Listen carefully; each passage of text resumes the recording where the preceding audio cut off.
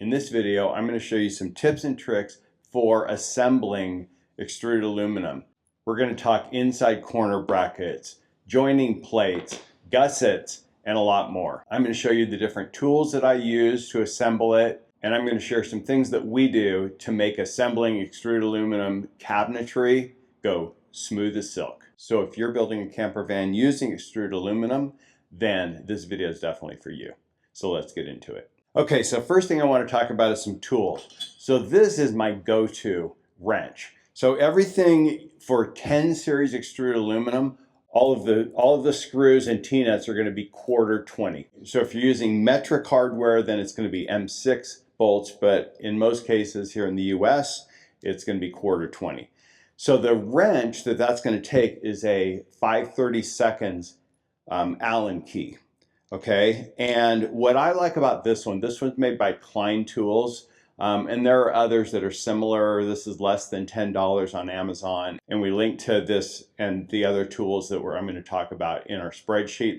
But anyway, what is really important is to have Allen keys with a ball head on the end. And the reason is, with a straight square Allen key, you've got to be pretty much dead on perpendicular to the screw to get the wrench in there and to tighten things. But you really need to be able to get it in at an angle. And so the ball head allows you to be angled and still screw these in. And so that's super important because you're not always going to be able to get a straight shot at things. Sometimes you're going to be working at angles, things are going to be in your way. So this would be my #1 tool that I would purchase.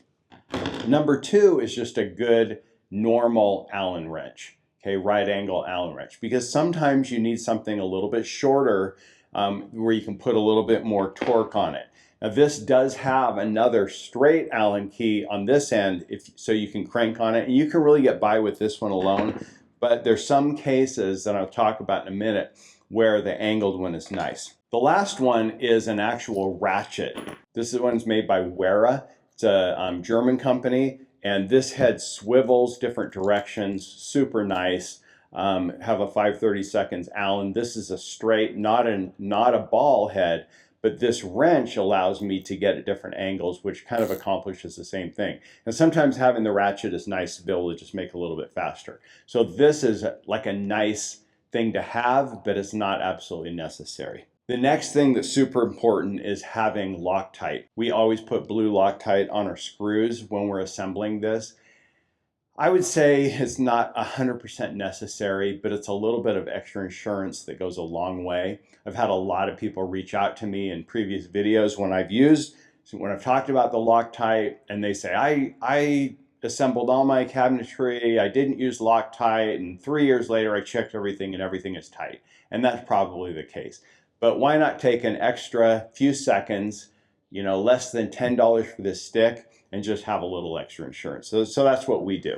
So when I'm ready to assemble these, what I do is I get a bunch of screws and I just go through, and I really like these sticks because they're not messy. You can use the liquid and put a couple drops on every screw, but this is really nice because all I do is just scrape the edge of it really quick, and I do a bunch of these screws, and just all you need is a little bit on one edge, because when you thread it in, it's going to spread out over the T-nut. I'll just put a little bit of Loctite on a whole bunch of those and just have those ready to go. And then the other thing that I like to do is pre-assemble a bunch of corner brackets, because we're going to be using a lot of these. So I'll pre-assemble the corner brackets, I'll pre-assemble some joining plates if I'm going to be using those, and also some gussets. Now, we used to do all of our cabinetry without using any gussets, but we went to these a year or so back and just have found that they help to square everything up and make things a lot stronger.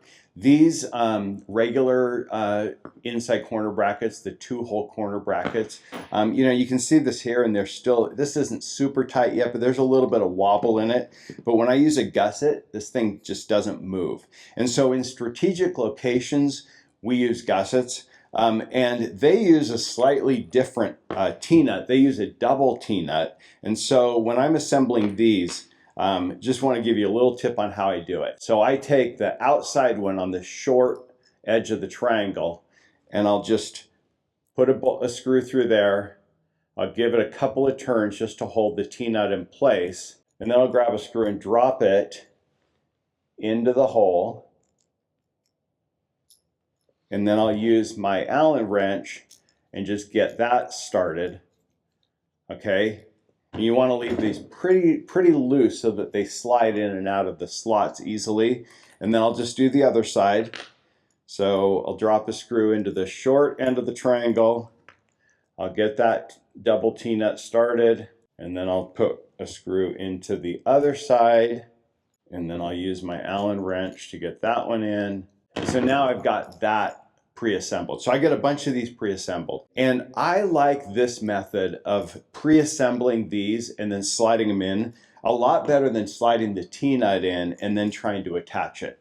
Because if you're on a vertical and you're sliding a T-nut in, it can be really hard to keep it in place in order to attach it. It's going to fall all the way to the bottom, right? So there's a little trick that we use, and that is we get some backer rod. And this is probably 3/8 of an inch. I don't know exactly, but it fits tightly into the slot. And then I can drop my T-nut in and it's going to hold it wherever I need it. Okay? Because as much as you pre-assemble these and you try to put it together using pre-assembled brackets, there are going to be times where you need to add one. And so the backer rod technique is really nice. I've also heard people will use a little bit of Play-Doh and roll some up and stick it in there to hold it in place. That works as well. But the backer rod is what we use because you can just, you have one little piece and you can use it here, and then I can move over and I can use it here, and I can just keep reusing this. And so that's a nice way to go. Now you can see I've got this partially assembled. What I'm doing is I'm using our assembly instructions. This is a plumbing box. Now we offer these installation books for many of our cabinets that we use. It's step-by-step instruction. It's got a list of all the parts for you to order. So you're able to just input all the sizes of everything you need into your order and order everything cut to order. And then all you got to do is just assemble it when it comes to you.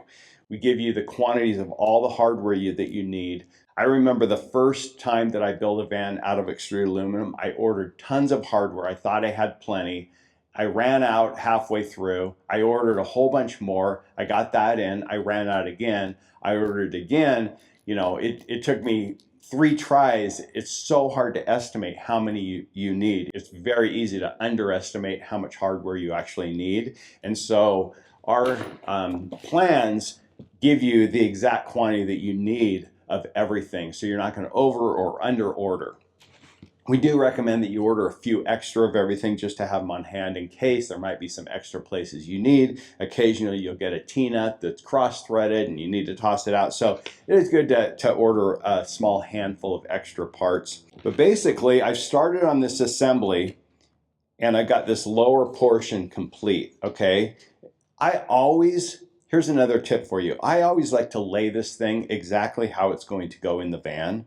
This plumbing box is going to go on the passenger side. Now our standard location is the driver's side and our plans are for the driver's side, but all I have to do, it's all the same parts, I just mirror it and I can use it on the passenger side, okay? The plans work either way. You can modify this. This actually is gonna be, this plumbing box is for this customer wants it 1 inch longer than our standard. Our standard is 56, he wants it 57.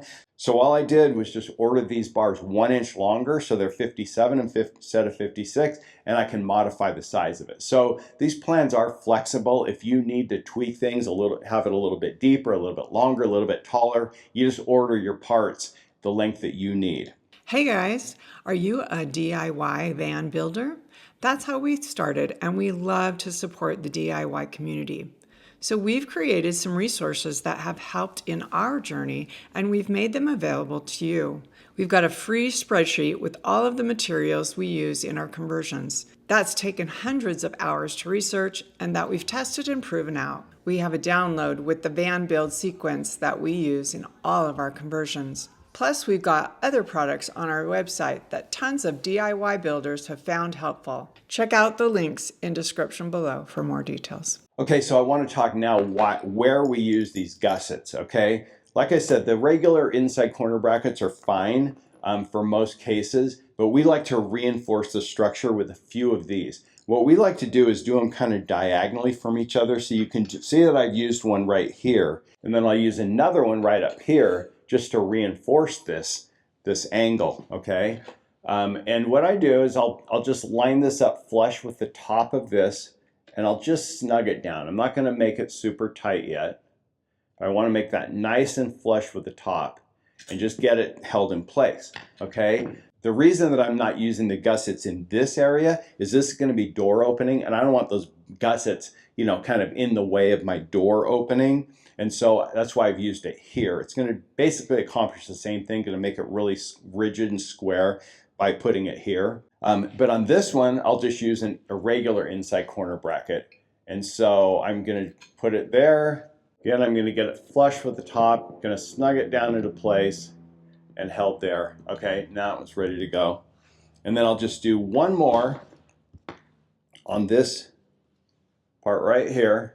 I'll snug that into place, and there I go. So I've got the 3 across the top. So then to put this in, all I'm gonna do is take my 57-inch bar, same as this one. I want the smooth side facing out, and I'm just gonna slide it into these T-nuts, okay? I'm gonna slide it through here.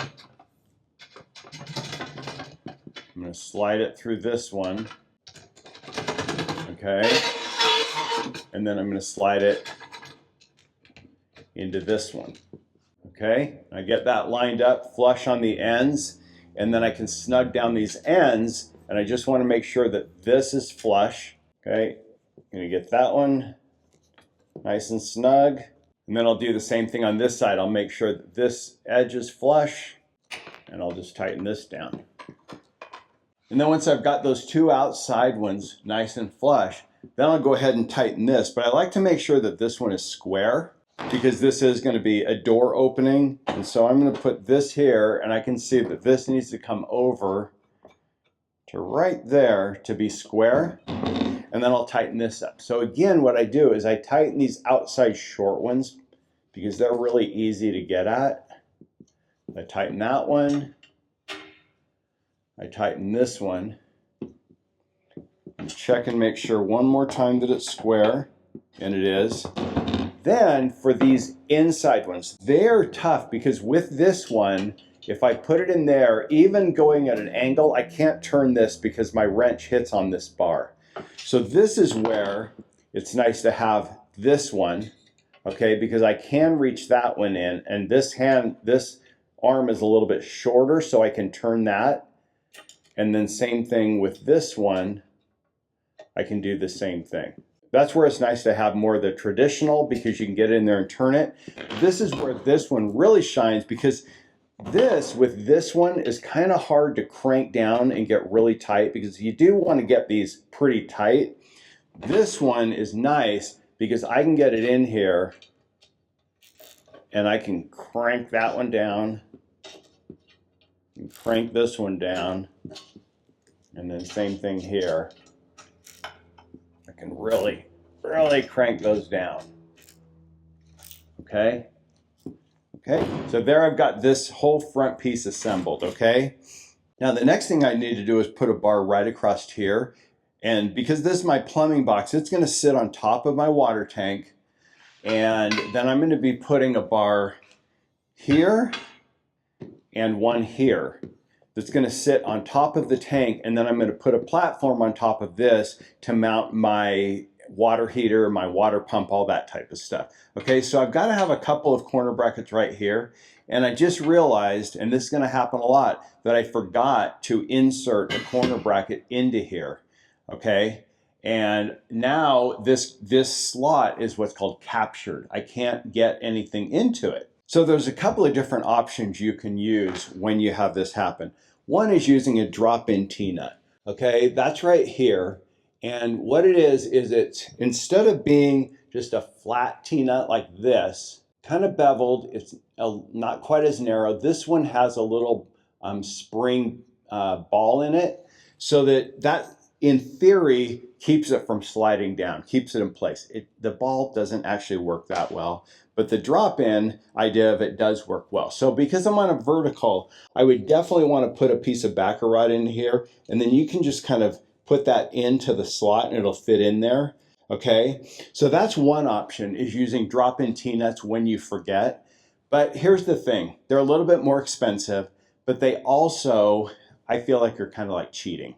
Okay, so the only time I use these is at the very end, everything's assembled and we realize, oh, we need a bracket to mount something, or, you know, one we forgot. And so in that case, I'll use drop-ins. And I recommend ordering, you know, 10 or 15 of them just to have them on hand in case you need them.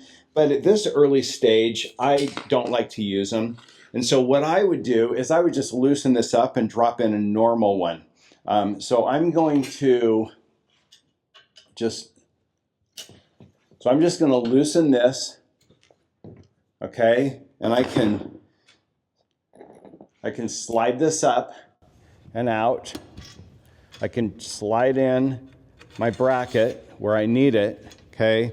I'm just going to just tighten the screw just enough to, I actually can just let that fall to the bottom, and then I can put this one back in and I can tighten it up. So most of the time it's really not going to be difficult to get one in, and so I recommend doing that in those situations. So I need another one on this. Now this one has the gusset. It is going to be and it has this bar here. So I've got to get a T-nut in this back slot. So in this case, it's going to be easier to lift this bar up out of the way. So what I'm going to do is I'm going to loosen this one, and then I'm going to loosen these guys.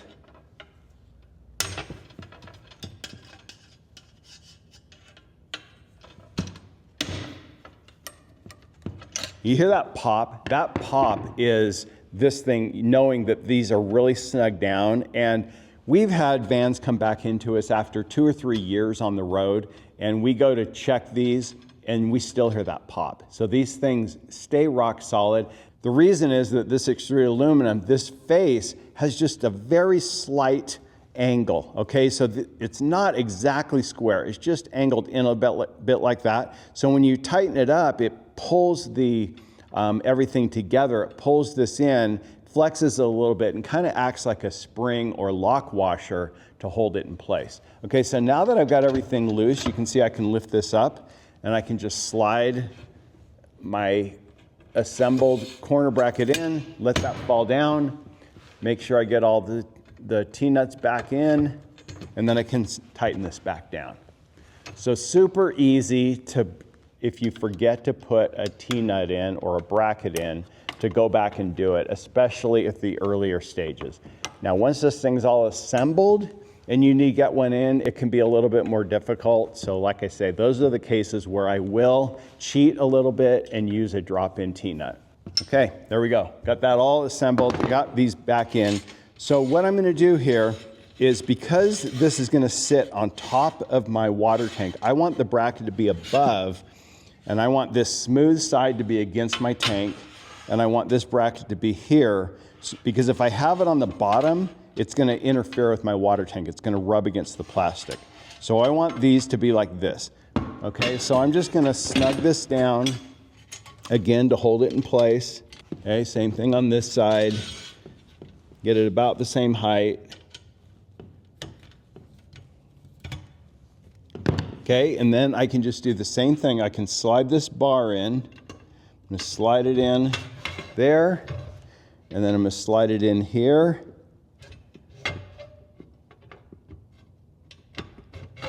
Okay, and get it in place. Okay, this bar is going to have to move over a little bit, I can see. I'm going to get it in place, and then I'm actually going to measure, because I know that my water tank is 16 inches tall, so I actually want the bottom of this bar to be 16 inches from the floor. So what I like to do is just put a little mark on it at 16 inches. Okay, and I'm going to do it on this side at 16 inches. Okay, and then I can just adjust this up so that it's at the 16-inch mark. Same thing here, get it exactly at 16 inches. And then I can get this flush, tighten it down. I'm going to be adjusting this one later depending on once I get my tank and everything. So I'm going to just leave this sticking out for now and just snug it down. But I'll just adjust this. And that's one of the nice things about extruded aluminum construction is if you need to move something, you can just slide it over, okay? I could cut down this bar if I need to. The reason that this one's going to be a little different than our standard is that this customer wants this tank to be set back further than normal. And so I'm going to be adjusting this once I get it into his van and figure out exactly where his back of his wheel well is. Then I'll adjust all this to meet up with the back of his wheel well, and then I'll tighten it down permanently.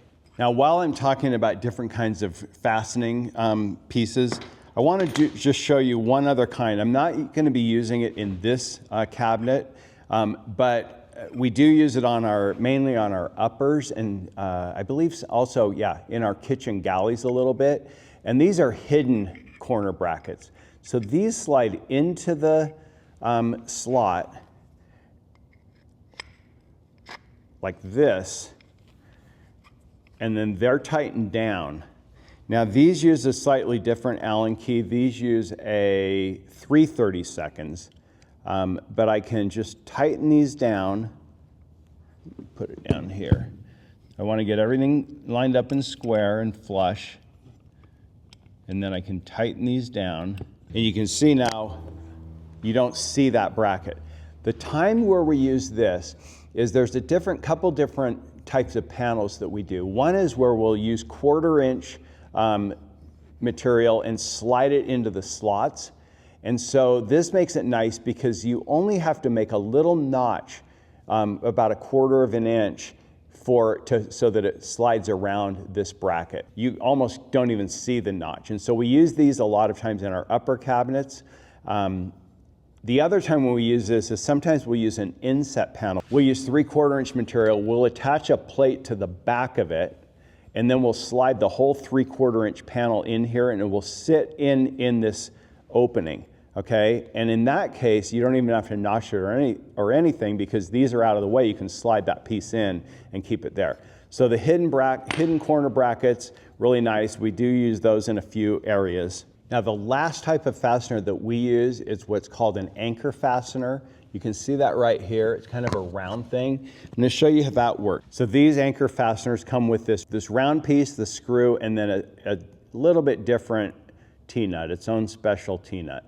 And these are another one that we use when we want to slide a piece in. These are a little bit stronger than those hidden corner brackets that I just showed you. They would be used when we want to slide something into the slot and don't want to have it obstructed.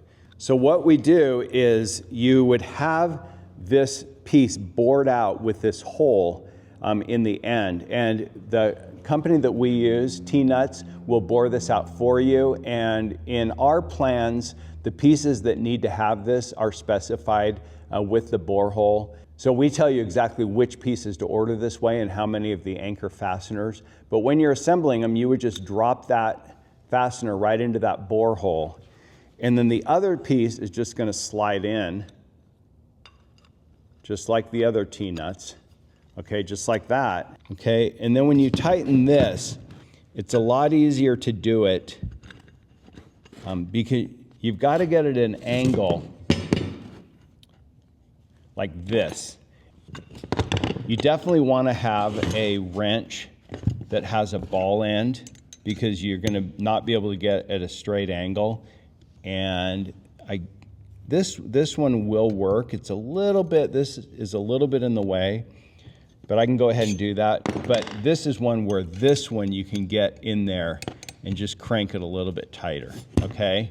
Super strong, and also you don't see it at all. So you don't have to, when you're using this one, you don't have to make a notch at all. So if you're sliding panels into here, you've got an unobstructed channel in all the corners where you can slide panels in.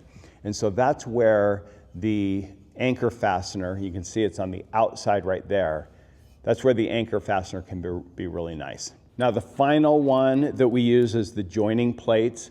I'm not going to be using any in this, but in our upper cabinets, we use quite a few of these. So you would use them just like a inside corner bracket, but instead it would be mounted here, and you'd screw it here and here, and that would hold those pieces together. And so there are places in our plans where we use these joining plates as well. So the thing is with extruded aluminum, there can be quite a learning curve. Hopefully this video gives you some tips and tricks to speed up the process.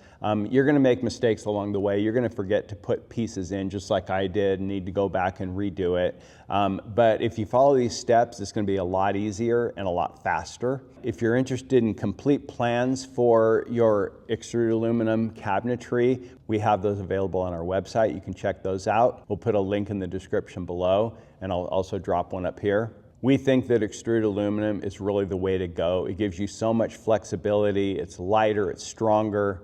I've done a lot of other videos on it. You can check those out. So if you want to see more videos about van building, van products, van life, then please consider subscribing and be sure to smash that like button. And we'll see you in the next video. Jeff with Thrive Vans, thrive on. See ya.